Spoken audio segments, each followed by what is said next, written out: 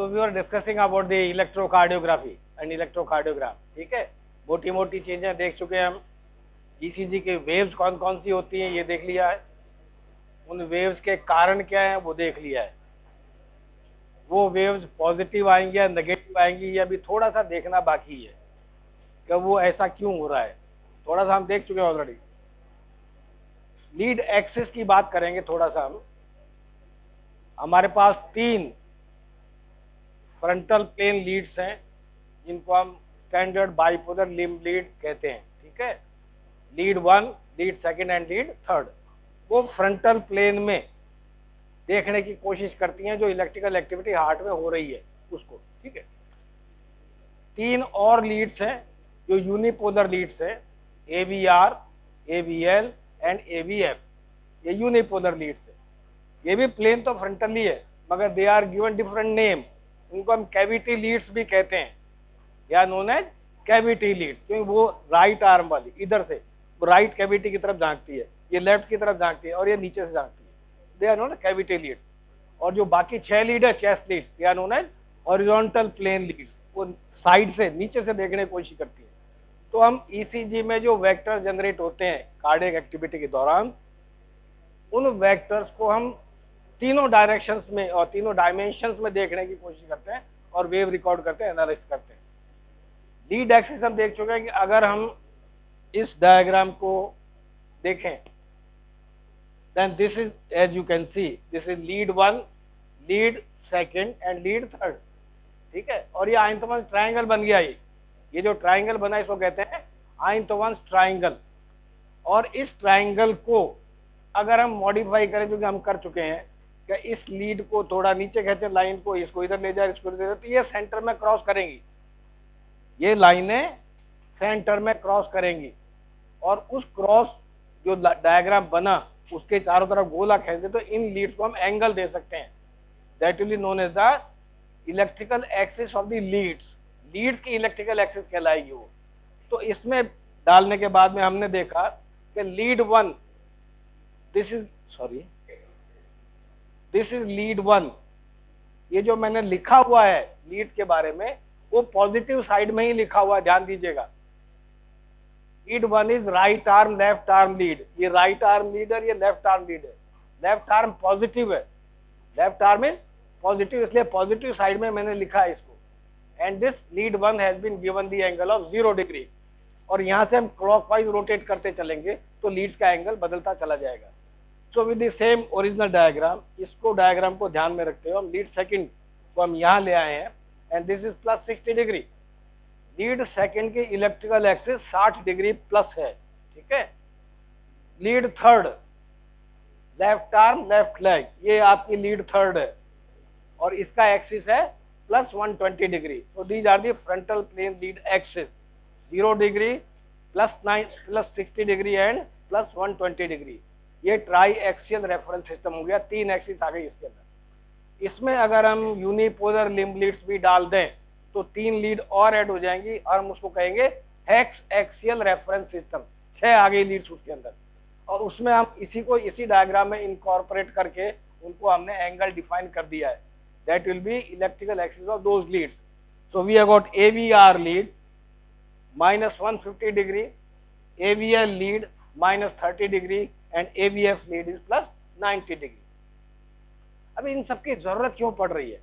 Because there are certain conditions in the heart where it is necessary to determine the electrical axis of the ventricular depolarization. जो आपका depolarization का vector बन रहा है ventricle का, उस किस डायरेक्शन में पॉइंट कर रहा है, उससे हम कुछ डिजीज का पता लगा सकते हैं. इसलिए एक्सिस निकालना जरूरी है हमको. ठीक है, so these are the various axis of the leads. और ये हम देख चुके हैं कि अगर if the vector is pointing towards the lead itself, positive pole की तरफ ही पॉइंट कर रहा है, तो cos theta is 0. So that lead will record that vector as the maximum positive reflection. बात समझ में आ रही है? Similarly if the vector is pointing in the reverse direction in the same plane as the lead 1, then the same lead will be recording to that vector maximum negative deflection. If the vector is pointing in any other field, then the voltage or the recorded magnitude of the wave will be determined by the cos theta. cos theta से determine होगा. इसका मतलब ये the vector is perpendicular to the lead one. अगर vector 90 degree पे point कर रहा है तो लीड वन के परपेंडिकुलर हो गया, cos 90 हो गया, it becomes 0. So this lead will not record that vector as any deflection if the vector is pointing in the direction of the AVF lead. तो अगर कोई भी वेक्टर, या मैं इसको प्रैक्टिकल में बताऊं कि if the ECG of a particular patient, okay, in the AVF lead is showing maximum positive deflection, if a wave is recorded maximally positive in the AVF lead, it means the vector is in the, or rather is perpendicular to the lead one.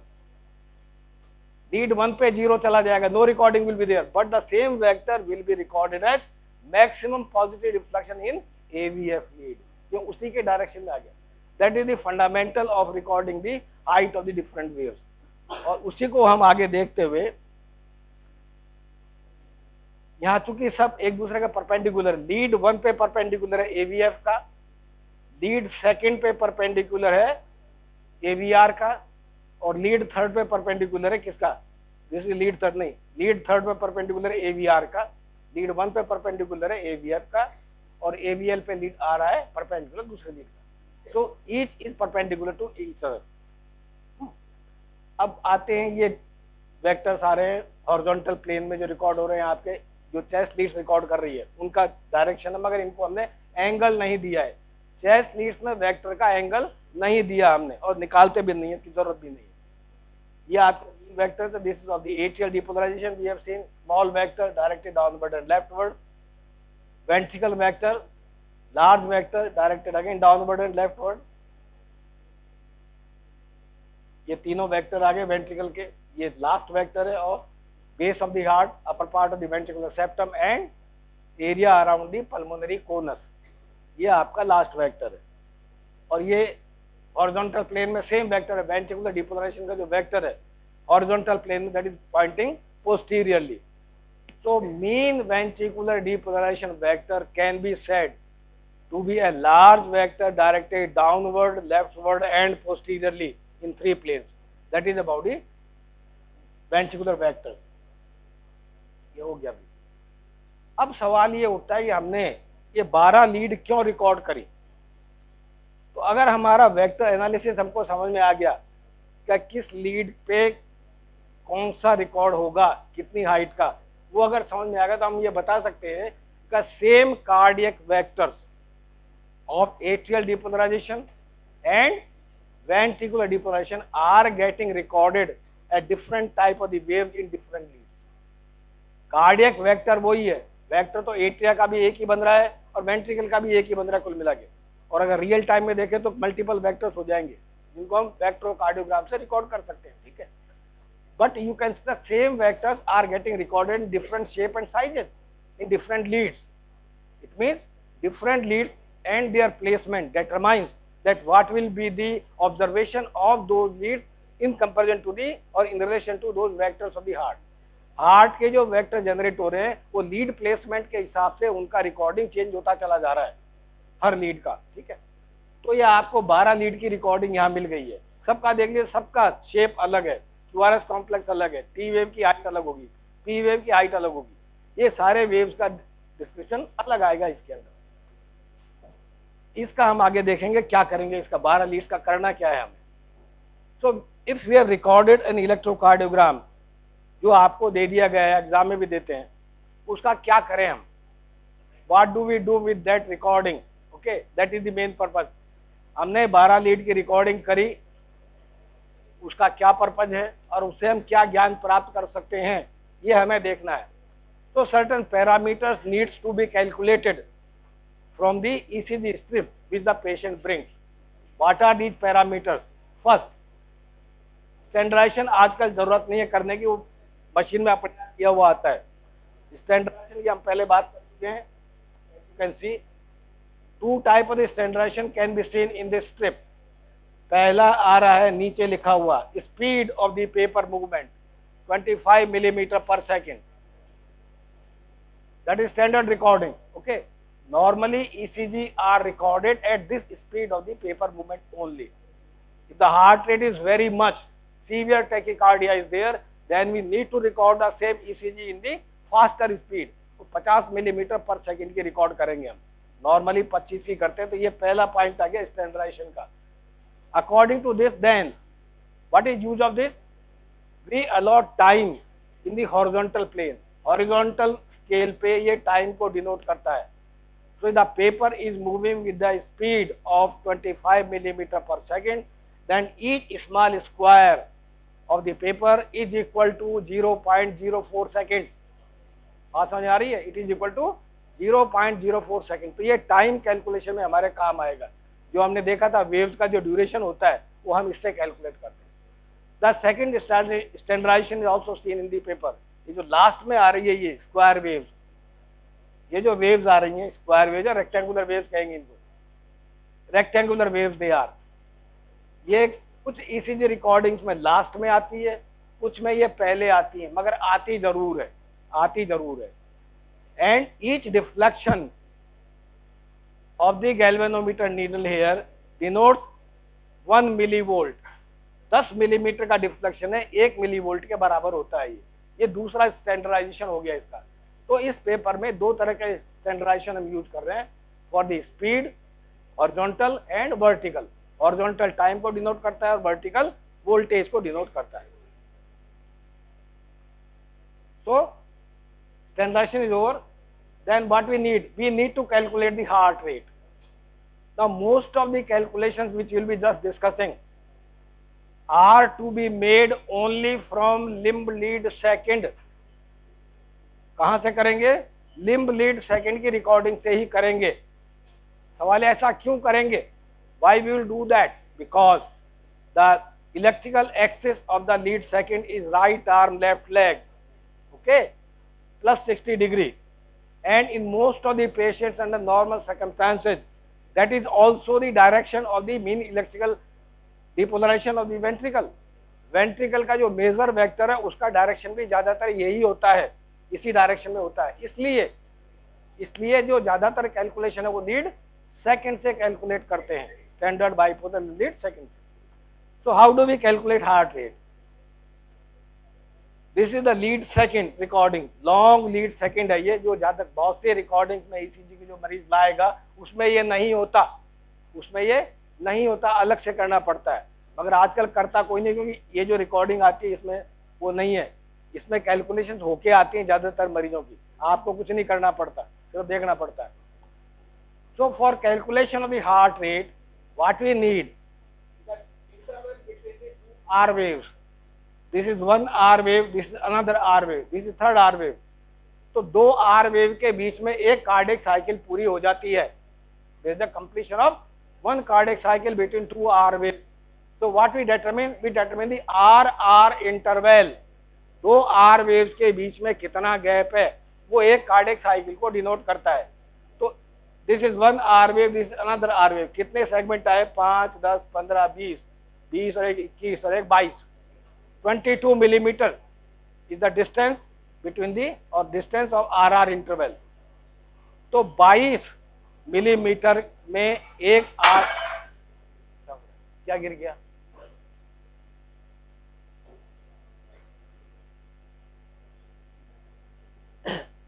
तो we determine R interval. दो R wave के बीच में आपने gap देख लिया, एक cardiac cycle हो गई. यहाँ 22 सेगमेंट आ रहे हैं. तो इससे कैसे कैलकुलेट करेंगे हार्ट रेट? Simple mathematics. कैसे करेंगे? 22 मिलीमीटर का डिफ्लेक्शन है, टोटल डिस्टेंस आ रहा है. इसको 0.04 से गुणा कर दीजिए. एक स्क्वायर 0.04 के बराबर है ना, छोटा वाला. तो 0.04 से गुणा किया तो कितना आया? 0.88 सेकेंड. 22 चौक 88 कहते हैं, ठीक है, गणित में. तो 0.88 सेकेंड में एक कार्डियक साइकिल पूरी हो गई. तो 1 मिनट में कितने हो जाएंगी? वो आपकी हार्ट रेट आ गई. दूसरा तरीका ज्यादा सिंपल है. 22 millimetre is the R interval, दो आर वेव के बीच में. पेपर स्पीड इज 25 मिलीमीटर पर सेकेंड, तो एक सेकंड में 25 मिलीमीटर कवर होता है, तो एक मिनट में कितने सेगमेंट कवर होंगे? 1500। 60 गुणा 25 1500, तो 22 मिलीमीटर में एक वेव आ रही, एक कार्डिक साइकिल आ रही है, तो 1500 में कितनी आएगी? तो R R interval in millimetre में 1500 में भाग दे दीजिए, आपके हार्ट रेट आ जाएगी। दोनों तरीके हैं, या तो टाइम कैलकुलेट कर दो या आप 1500 में आर आर इंटरवल का भाग दे दो, that is calculation heart rate. ठीक है, अब वो टैकीकार्डिया ब्रेडिकार्डिया हम ऑलरेडी देख चुके हैं। Then the second thing you have to determine is the rhythmicity of the heart. पहला हमने देखा ईसीजी से क्या किया आपने, हार्ट रेट डिटरमिन की। दूसरा आता है आपका रिदमिसिटी देखने का, और ये जो लॉन्ग लीड सेकंड आपने रिकॉर्ड करी है उसका पर्पज ही यही है। The purpose of this recording is to determine whether the beating of the heart is rhythmic or non-rhythmic. So what we do, RR interval यहाँ कितना है, RR interval यहाँ कितना है, RR interval यहाँ कितना है, सक्सेसिव RR interval करीब करीब बराबर होने चाहिए, इसका मतलब हार्ट रिदमिकली बीट कर रहा है। ठीक है, मगर ऐसा कभी नहीं होता, it never happens in a normal person also, it should not happen in a normal person also. What does it mean? We are saying that the heart should beat rhythmically, but at the same time we are saying that it should not happen. RR interval successive waves के अंदर बराबर बराबर नहीं आना चाहिए, नहीं आता है। ऐसा क्यों हो रहा है? ऐसा क्यों हो रहा है? Any idea? पढ़ चुके हैं अपन। समथिंग लाइक साइनस एरिथमिया का नाम सुना है? Sinus arrhythmia, what is sinus arrhythmia? Heart rate पढ़ चुके हम लोग। What is sinus arrhythmia? Okay, let us do the practical again, जो हमने पहले रिपीट किया था। अपना सब पल्स पकड़िए, एक हाथ से दूसरे रेडियल आर्टरी का, just feel the pulse, take deep breath and observe, exhale and observe what happens. What happens? When you inspire, heart rate increases. When you expire, heart rate decreases. Normal process है, breathe तो करेगा ही करेगा, इसका मतलब breathe करेगा तो heart rate में भी बदलाव तो आएगा ही आएगा। So there is a entry of arrhythmia because of the normal breathing pattern. That arrhythmia is normal phenomena, and that is given the name of sinus arrhythmia. And that is because of fluctuation in the vagal tone when you take inspiration and expiration. जब inspiration expiration करते हैं तो vagal tone में बदलाव आता है simultaneously, and because of the change in the vagal tone there is a change in the excitability of the vasomotor centre, और vagus centre inhibit होता है, हार्ट रेट बढ़ती है इंस्पिरेशन के दौरान और एक्सपिरेशन में घटती है।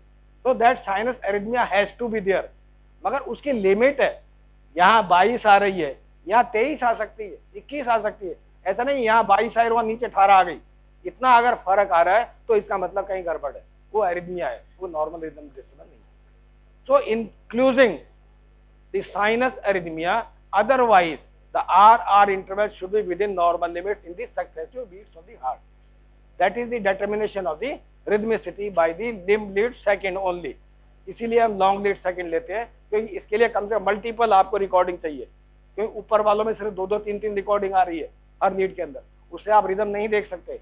रिदम के लिए आपको ज्यादा रिकॉर्डिंग चाहिए होती है।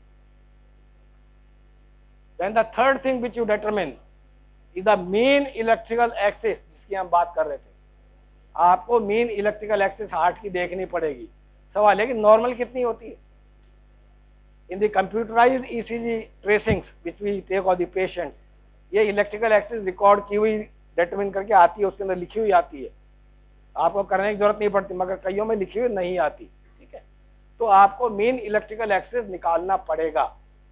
ठीक है, नॉर्मल एक्सिस कितनी होती है, निकालने का फायदा क्या हुआ, unless we know what is normal axis. So normal axis of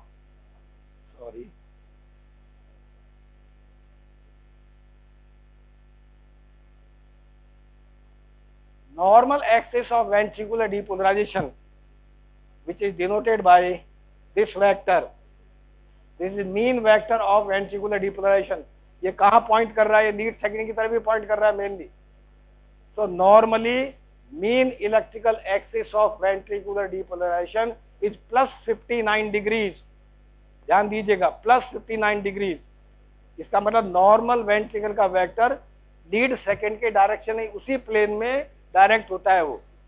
इसीलिए नॉर्मली ज्यादातर लीड के अंदर लीड सेकेंड ही जो है आर वेव को मैक्सिमम रिकॉर्ड भी करेगी कि वेक्टर उसी की एक्सिस में पॉइंट कर रहा है. आई बात समझ?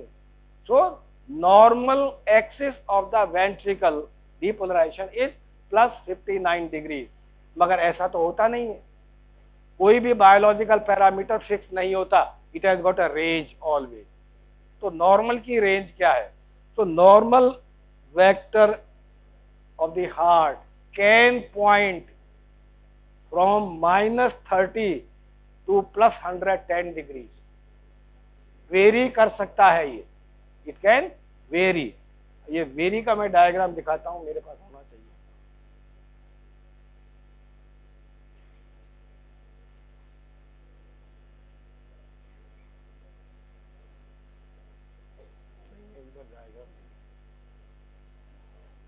कोई बात यही. सो normal electrical axis of the heart, as I said, is plus 59 degrees. It varies from -30 to +10 degrees. But if it is horizontal, plus 59 के बजाय ये वेक्टर हॉरिजॉन्टल भी हो सकता है, यहाँ पे भी आ सकता है. नॉर्मल कहलाएगा ये भी. -30 तक जा सकता है, नॉर्मल कहलाएगा. मगर उसको नॉर्मल में भी हमने डिफरेंस कर दिया नाम दे करके अलग से. So the axis varies from plus 59 to -30 degree. It is known as normal left axis deviation. Axis जो है हार्ट की लेफ्ट की तरफ डेविएट कर रही है, but with in normal limits. But with in normal limits कर रही है. इसी तरह ये एक्सिस राइट की तरफ भी मूव कर सकती है. ये क्यों कर सकती है मैं भी बताऊंगा आपको. ये राइट की तरफ भी मूव कर सकती है. अगर ये प्लस 59 डिग्री से प्लस 110 तक जा रही है, यहां से होकर के यहां तक आ गई है, it is still deviation from the normal, but it is normal right axis deviation with in normal limits है, स्पेसिफाइड लिमिट्स है. इतना हो सकता है. सवाल है ऐसा क्यों हो सकता है? ऐसा क्यों हो सकता है? Heart lies in the middle mediastinum, as you know. Okay, this is the position, obliquely situated है. अब मान लीजिए हार्ट इसकी बजाय यूं हो जाए, सीधा हो किसी के, हो सकता है. आप डीप ब्रीथ करेंगे तो डायफ्राम नीचे जाएगा तो सीधा हो जाएगा, थोड़ा सा ओब्लिक से ये सीधा हो जाएगा. और जोर से एक्सेल करेंगे तो एब्डोमिनल कंटेंट प्रेस करेंगे तो हॉरिजॉन्टल हो जाएगा, डायफ्राम ऊपर आएगा. इट मीन नॉर्मली बदलती रहती है एक्सेल. लेफ्ट की तरफ भी जा सकती है, राइट की तरफ भी जा सकती है, मगर इसकी लिमिट है. वो नॉर्मल लिमिट हमने दे दी -30 से +110 तक. नॉर्मल डेविएशन कहलाता है. बट ये हार्ट यूं था सीधा, यूं हो गया, हॉरिजॉन्टल हो गया, तो हार्ट रोटेट कर रहा है बेसिकली इन एंटीरो पोस्टीरियर एक्सिस पे. ये एंटीरो पोस्टीरियर एक्सिस पे रोटेट कर रहा है. एंड दैट रोटेशन कैन है एबनॉर्मली ऑल्सो. अगर लेफ्ट वेंट्रिकल हाइपरट्रोफीड है तो वो एक्सिस को इधर ले जाएगा. राइट वेंट्रिकल हाइपरट्रोफीड है तो एक्सिस को इधर ले जाएगा. हार्ट की एक्सिस बदलती रहती है. तो this deviation in the electrical axis of the ventricular depression can help us to diagnose whether the patient has got ventricular hypertrophy or even bundle branch block. वो हम आगे बात करेंगे. तो ये आपको एक्सिस जो है डिटरमिन करनी पड़ेगी. सवाल ये है कि डिटरमिन कैसे करें. अब सवाल उठता है, तो how do we determine it? वो डायग्राम कहाँ गया?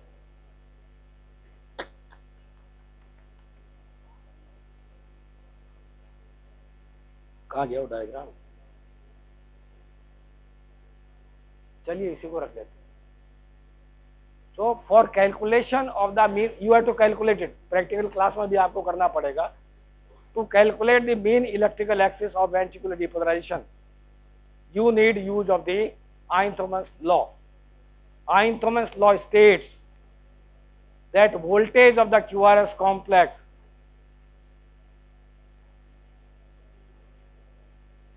voltage of QRS complex in lead 1,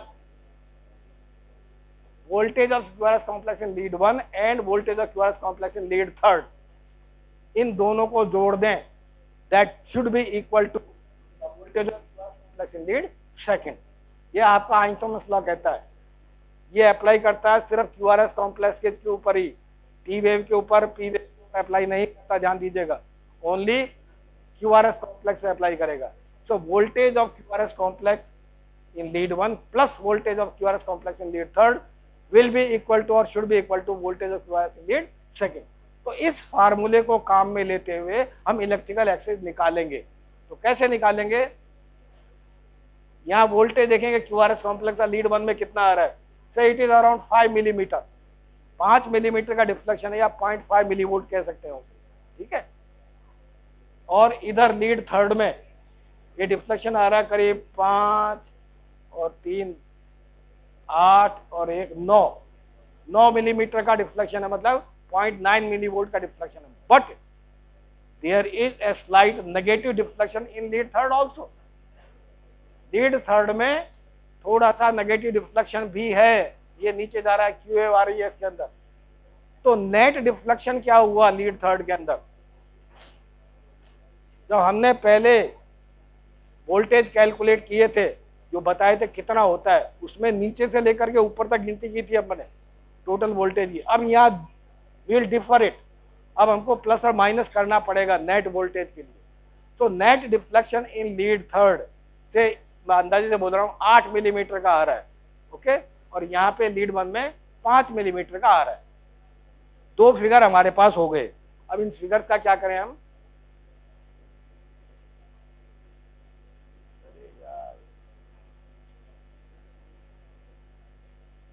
in figure को यहाँ यूज करते हैं. दोनों में पॉजिटिव डिफ्लेक्शन है, लीड 1 में, लीड 3rd में, ओके.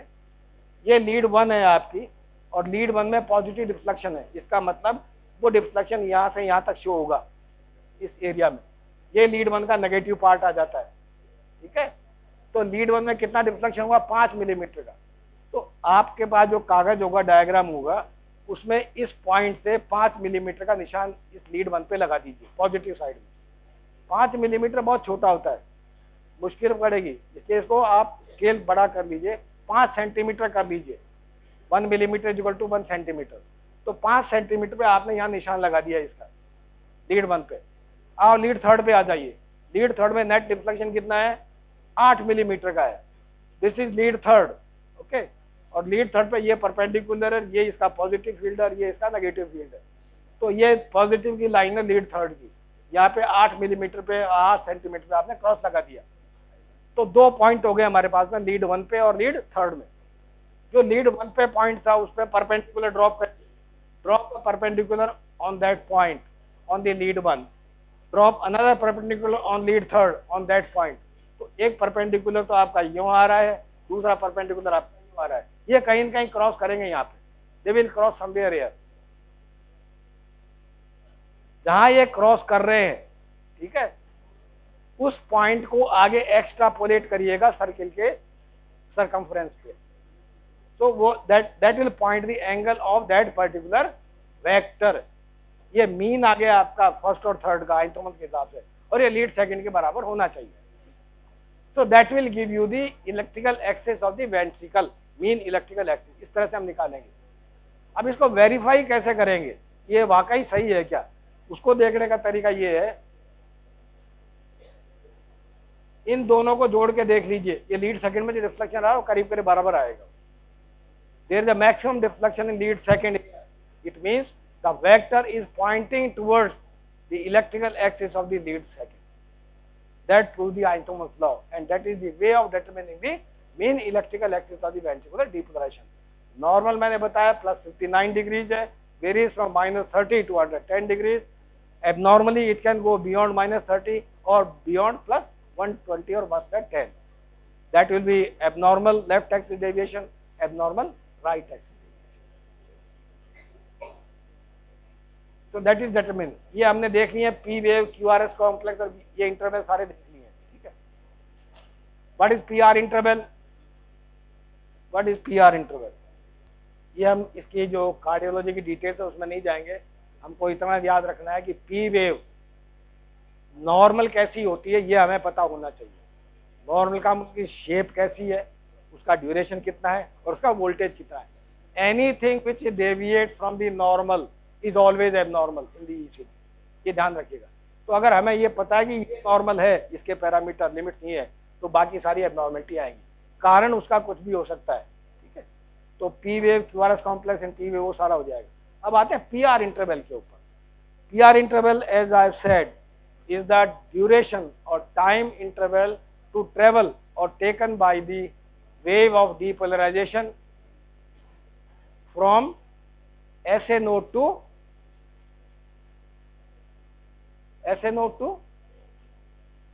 ventricles, ठीक है। PR interval normal is 0.12 to 0.2 second. 0.2 second is the upper limit of the PR interval. Any PR interval beyond 0.2 is always abnormal. Any PR interval less than 0.11, 0.11 से अगर कम है तो वो भी abnormal में आएगा। So there are conditions where the PR interval is increased. There are conditions where the PR interval is decreased. Okay. तो PR interval कब बढ़ेगा? Most of the time, the increase in the PR interval, the cause lies in the atrioventricular node. AV node में ही कारण होता है ज्यादातर उसका बढ़ने का, because we know that AV node is the area where the impulse is slowed down to delay it to reach early in the ventricles. उसको जल्दी पहुंचने से रोकने के लिए AV नोड में उसको डिले किया जाता है। वो डिले कई बार भारी पड़ जाता है और वो ब्लॉक में चला जाता है। तो एनी कंडीशन, वो हम आगे बात करेंगे, any condition of the AV node can lead to increase in the PR interval. तो हार्ट ब्लॉक नाम की जो कंडीशन है, हार्ट ब्लॉक कई तरह के होंगे, first degree, second degree, third degree, इनमें कईयों में PR इंटरवल बढ़ता है। तो PR interval is increase in the first degree heart block and second degree heart block. Third degree में कुछ नहीं होता है। PR इंटरवल घट भी सकता है। नॉर्मल इंपल्स ऐसे नोड से चला, ठीक है, AV नोड पे पहुंचा और वहां से बंडल ऑफ इसके द्वारा, बंडल ब्रांचेज के द्वारा, परकंजी फाइबर के द्वारा वेंट्रिकल्स में फैल गया। नॉर्मल रूट है ये ट्रेवल का उसका, that is the normal route of travel. But if the impulse from SA node instead of going to the AV node bypasses it and enters into the ventricle, अगर कोई abnormal conducting pathway मौजूद है जो कि AV node को bypass कर रहा है, तो जो स्लो डाउन हो रहा था AV नोड में, वो स्लो डाउन अब नहीं आएगा और इंपल्स डायरेक्टली वेंट्रिकल में पहुंच जाएगा। तो एक तो इंपल्स का पहुंचने का टाइम जल्दी हो गया, इसका मतलब PR इंटरवल घट गया। So any abnormal conducting pathway between the SA node and ventricles will lead to the decrease in the PR interval, पहली बात। मगर उसका फॉल आउट दूसरा भी दिखेगा आप। When the impulse travels normally through the AV node and bundle branches and Purkinje fiber, then the conduction beyond AV node is very fast. बाद में बढ़ जाता है, Purkinje फाइबर के द्वारा कंडक्शन फास्ट हो जाता है। तो इसलिए वेंट्रिकल एक साथ जल्दी डीपोलराइज होते हैं एक साथ। मगर अगर ये बाईपास होकर के वेंट्रिकल में घुस रहा है तो उसका मतलब क्या हुआ कि अब Purkinje फाइबर बीच में नहीं आ रहे। Now there will be conduction from muscle to muscle in the ventricle. Ventricle में मसल टू मसल कंडक्शन होगा और वो वेलोसिटी कम है रिलेटिव। इसका मतलब वेंट्रिकुलर स्प्रेड और डिपोलेशन विल स्लो डाउन। उसका नतीजा क्या निकलेगा, आपका जो QRS कॉम्प्लेक्स है उसका ड्यूरेशन बढ़ जाएगा। तो PR इंटरवल घटेगा मगर QRS का ड्यूरेशन बढ़ जाएगा और QRS का शेप भी बदल जाएगा, उसकी शेप बिखर जाएगी, ठीक है ना। तो that is decrease in the PR interval. उसको कहते हैं हम, क्या कहते हैं, that is known as WPW syndrome, Wolff Parkinson's White syndrome. Abnormal conducting pathway, वो जो बंडल होता है एबनॉर्मल, एनाटॉमी में पढ़ाया होगा, बंडल ऑफ केंट कहते हैं उसे, KENT, bundle of Kent, abnormal conducting pathway between the AV node and the ventricles, resulting into decrease in the PR interval. Okay. Then second interval is the, ये बाद में बात करेंगे, is the QT interval. QT interval normally we have seen can go up to 0.35 seconds. और उस QT interval में 3 चीजें आती है, ventricular depolarization is there, ST segment is there, and T wave is there. This QT interval signifies the total electrical activity of the heart, that is electrical systole. ये बढ़ सकता है, घट सकता है. The ion which causes the major change in the QT interval is calcium ion. Hypercalcemia decreases QT interval, hypocalcemia increases QT interval, and this QT interval is to be determined in relation to the heart rate also. Heart rate घटने बढ़ने से QT interval पे फर्क पड़ता है. So how do we calculate corrected QT interval? That is QT interval, observed QT interval जो आपने निकाला beginning of the Q to the end of the T wave, ये जो आपने QT इंटरवल निकाला है उसमें अंडर रूट R इंटरवल का भाग दे दीजिए. Divide it by under root R interval. That will take care of the heart rate. Okay, R interval is heart rate, and that will give you the corrected QT interval, which we write as QTC. QT capital और C छोटा, उसको QTC लिखेंगे, corrected QT interval. ये आपके calculations हो गई जो इसमें करनी पड़ती है हमें. अब सवाल ये है कि आपने यहाँ पे 12 लीड रिकॉर्ड करी, अब इन पे आते हैं. So these 12 leads are recorded for 3 major purposes. पहला, we have to observe each and every lead, each and every wave. Her lead के अंदर कौन सी वेव सही है नहीं है, P wave, QRS wave and T wave, हमको इनको ऑब्जर्व करना पड़ेगा सब लीड्स के अंदर. ठीक है. Secondly, we have to observe interval, सब में अलग अलग नहीं देखना आपको, सिर्फ इनकी मॉर्फोलॉजी देखनी है वेव्स की. वाइडन है, स्लर्ड है, नॉर्मल है, नहीं है, नॉक्स्ड है, क्या आ रही है, वो सब आपको हर लीड में देखना पड़ेगा, जिससे पता लगेगा कि हार्ट के कौन से सेगमेंट में गड़बड़ हो सकती है. Because we have seen the different lead are observing the same electrical phenomena from different angles. तो हार्ट के अलग अलग पार्ट को डिनोट करती हैं, रिकॉर्ड करती है. The major thing which you need to determine are 3 again. पहला, changes in the ST segment. S wave जहां खत्म हो रही है और जहां से T wave शुरू होती है या ST segment शुरू होता है वो कहलाता है ST segment. ओके. और जो ज्वाइंट है, पॉइंट है, QRS कॉम्प्लेक्स खत्म हुआ और T wave का सेगमेंट शुरू हो गया. ठीक है ना. ये जो पॉइंट है उसको हमने क्या नाम दिया था, क्या नाम दिया था उसको, end of the S wave end beginning of the ST segment, या इसको ज्यादा कह सकते हैं end of depolarization end beginning of repolarization. The point is known as J point कहते हैं, जंक्शनल पॉइंट है. तो उस जंक्शनल पॉइंट से ST सेगमेंट देखेंगे हम, ये वाला, ये बेस लाइन से ऊपर है या नीचे है. So what we look for, change in the ST segment, whether it is elevated above the baseline or it is depressed below the baseline. For that हम आगे इसकी डिटेल देखेंगे नेक्स्ट क्लास में. आगे इसमें क्या देखेंगे कि बेसलाइन कहाँ है, which part of the ECG recording shows the baseline.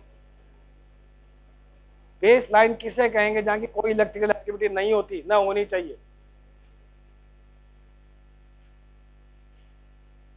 Baseline, ये सारी रिकॉर्डिंग में बेसलाइन कहाँ है, जिससे कहेंगे ये तो पॉजिटिव में जा रहा है या नेगेटिव में आ रहा है, वो कहाँ है इसके अंदर, बोलो. है correct, it is TP segment. T wave यहाँ खत्म हो गई है और P वेव यहाँ शुरू हो रही है. इसके बीच में कोई इलेक्ट्रिकल एक्टिविटी है ही नहीं, होनी भी नहीं चाहिए. एट्रिया डीपोलराइज हुए, रीपोलराइज हो गए, वेंट्रिकल डीपोलराइज हुए, रीपोलराइज हो गए. अब दूसरी एक्टिविटी शुरू होनी है ऐसे नोट से, तब तक कुछ भी नहीं हो रहा हार्ट के अंदर. इसका मतलब वो जो लाइन डिनोट कर रही है बीच में, उस पे इलेक्ट्रिकल एक्टिविटी एक्सपेक्टेड नहीं है, और वही आपका बेस लाइन कहलाता है. So base line is the TP segment and deviation of the ST segment in relation to that will be considered as either elevation or depression below the baseline. इसमें और दो चीज देख लें हम, मैं पहले इसका देख लेता हूं। पहला तो हुआ ST सेगमेंट, दूसरा हम देखेंगे change in the polarity of the T wave. T wave हम ज्यादातर देखेंगे पॉजिटिव रिफ्लेक्शन आ रहा है हर लीड के अंदर, यहाँ नेगेटिव हो गया, ये यहाँ नेगेटिव है, बाकी ज्यादातर में पॉजिटिव आ रही है T wave. T wave is positive, so what we look for whether the T wave polarity is upright or depressed, दूसरा पैरामीटर है। तीसरा पैरामीटर है presence of abnormal Q wave. ये जो Q वेव हल्की सी दिख रही है नीचे, ये एबनॉर्मल है कि नॉर्मल है? क्योंकि Q वेव नॉर्मली आती भी है और नहीं भी आती, आनी भी चाहिए नहीं भी आनी चाहिए। ये तीन जो मैंने पैरामीटर बताए हैं, ST सेगमेंट चेंजेस, दूसरा polarity of the T wave, and third क्या बोला? Presence of abnormal Q wave. These are the three basic parameters we need to find out the area of the cardiac damage, जिसको हम myocardial infarction कहते हैं। तो infarction है कि नहीं है, और है तो किस एरिया में है, वो हम डिफाइन कर सकते हैं इन तीन पैरामीटर से। Changes in the ST segment, second polarity of the T wave, and third abnormal Q wave। ठीक है, ये हम देखेंगे इसके अंदर।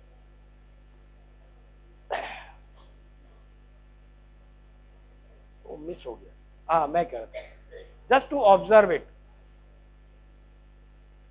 सी, R wave is positive, lead 1, lead 2 R wave is positive, lead 3 R wave is positive, तीनों में positive आ रही है, टी वेव भी सब में पॉजिटिव है। तो बाइपोलर जो लिम्ब लीड्स है उसमें ज्यादातर QRS कॉम्प्लेक्स पॉजिटिव में रिकॉर्ड होता है। ऐसा क्यों है? लीड 3 में पॉजिटिव क्यों आ रहा है ये? इसका मतलब ये है कि जो वेक्टर है मेन, इन लीड्स के पॉजिटिव फील्ड में ही पॉइंट कर रहा है। जो वेक्टर है हार्ट का, वो इन तीनों लीड्स के पॉजिटिव फील्ड में पॉइंट कर रहा है, इसलिए ये पॉजिटिव रिकॉर्ड हो रहा है।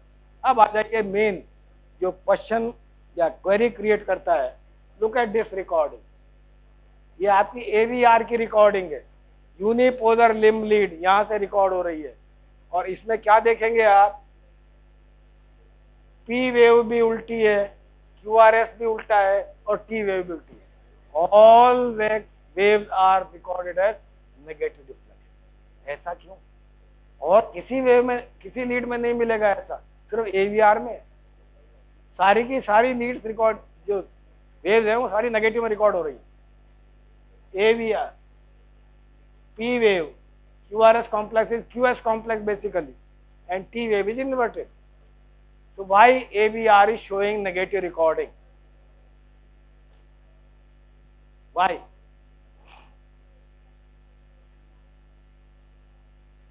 गड़बड़ है क्या इस रिकॉर्डिंग में? ये रिकॉर्डिंग एबनॉर्मल है क्या? बोलो, कुछ तो दिमाग लगाओ।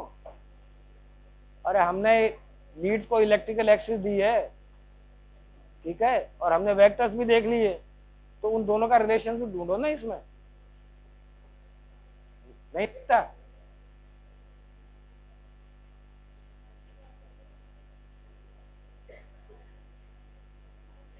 ये लीड AVR है, this is AVR lead, okay, and lead 3 is perpendicular to this. So from this point to this point, it is the positive field of lead 1, sorry lead AVR, और यहां से यहां तक AVR का negative field है। Vector कहाँ है? ATL vector भी इधर ही पॉइंट कर रहा है, वेंट्रिकुलर वेक्टर भी इधर ही पॉइंट कर रहा है। तो दोनों मेजर वेक्टर इसके नेगेटिव फील्ड में पॉइंट कर रहे हैं, तो नेगेटिव ही रिकॉर्ड होगा भाई, पॉजिटिव कैसा? तो अगर ये AVR लीड इस वेक्टर को पॉजिटिव रिकॉर्ड करती है, इसका क्या मतलब हुआ? ऐसा नहीं होना चाहिए, एबनॉर्मल हो जाएगा, एक्सिस चेंज हो जाएगा। तो ये इसका मतलब है जो हम लीड रिकॉर्डिंग देख रहे हैं। That is the meaning of this. See another thing, look at the chest leads को देखिएगा आप. Sorry, V1, V2, V3, V4, V5, V6, क्या फर्क लग रहा है इसके अंदर? There is a continuous change in the R wave pattern. R wave में लगातार बदलाव आ रहा है. ये V1 है, एक छोटी सी आर वेव आ रही है, आनी चाहिए. अगर ये आर वेव नहीं आ रही, इसका मतलब भारी गड़बड़ है. देयर में भी मायोकार्डियल इंफार्क्शन, हार्ट को डैमेज हो चुका है. तो V1 के अंदर आर वेव आनी चाहिए. सवाल है क्यों आनी चाहिए?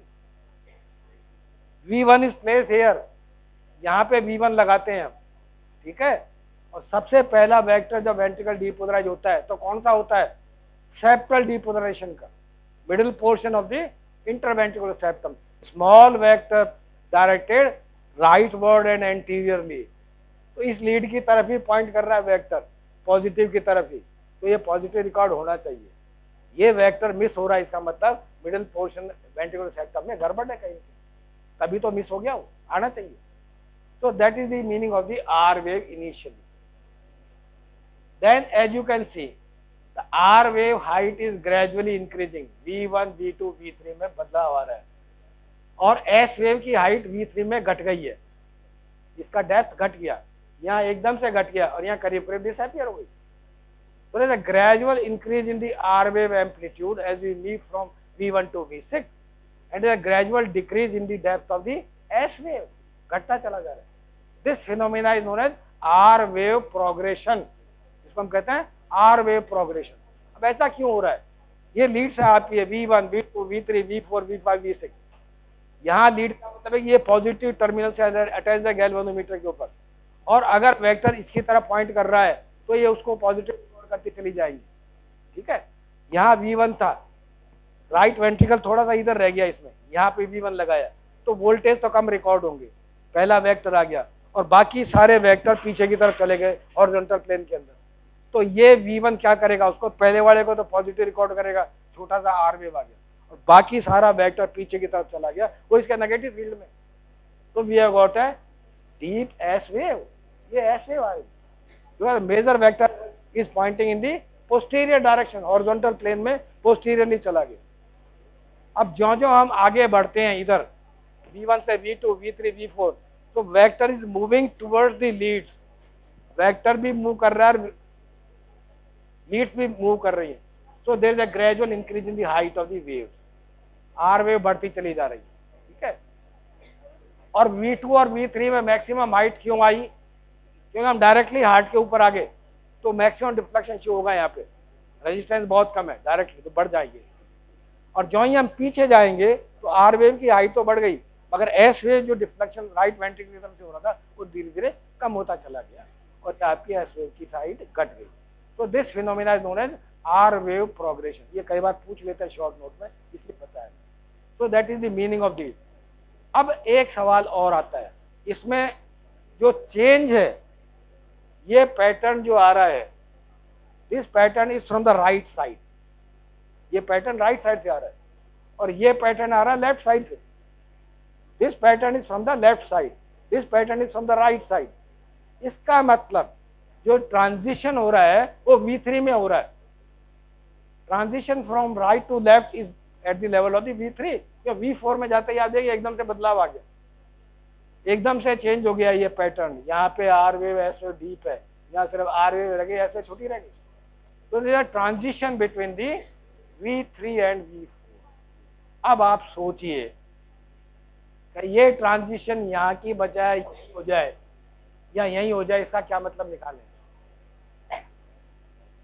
लेफ्ट वेंट्रिकुलर पैटर्न अगर पहले आने लग गया, इसका मतलब लेफ्ट वेंट्रिकल इधर से इधर आ गया, सामने आ गया. कब आएगा? जब लेफ्ट वेंट्रिकल की साइज बढ़ जाएगी. तो वेंट्रिकल अगर हाइपरट्रोफिड होते हैं तो ये पैटर्न बदल जाएगा. और अगर राइट वेंट्रिकल की हाइपरट्रोफी हो रही है तो ये पैटर्न आगे तक चलेगा इसी तरह का, और ये इसका मतलब राइट वेंट्रिकल बढ़ गया और ये सामने आ रहा है. तो what this pattern denote? Hypertrophy of the ventricle. और इसमें भी हार्ट का रोटेशन हो रहा है. मगर अब रोटेशन हो रहा है वर्टिकल एक्सिस के ऊपर। ये लेफ्ट वेंट्रिकल यूं आ गया सामने, राइट वेंट्रिकल यूं सामने आ गया। Rotation is on vertical axis. पहला वाला था हॉरिजॉन्टल एक्सिस के ऊपर, अब ये vertical axis. So vertical axis rotation of the heart can be determined by the chest lead, while the rotation of the heart on the horizontal axis can be determined by the frontal plane lead. वहाँ पे आप axis determine करके कर सकते हैं, वो horizontal axis पर rotation होगा और वर्टिकल एक्सिस पर रोटेशन है वो आपके आर वेव प्रोग्रेशन से पता लगता है।